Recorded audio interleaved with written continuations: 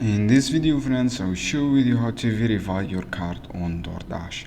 So friends, the first step you need to do, download the app. If you don't have the app, you can download on App Store and log in your complete steps. After that, guys, go to your DoorDash account and then go to your profile section.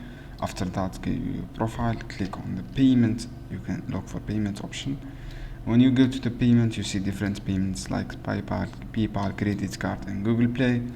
So guys, you need to enter all the payment details. After guys, go to back and go to your profile icon and look for account information, and then you should be verify your phone number. This is the first step you need to do, guys. Verify your phone number to get automatically verified your card. Just set up your profile, guys, and then you will verify your card easily. This is how you can do, guys. It is easy steps. I hope this video helpful for you. Don't forget to give like and share this video for more.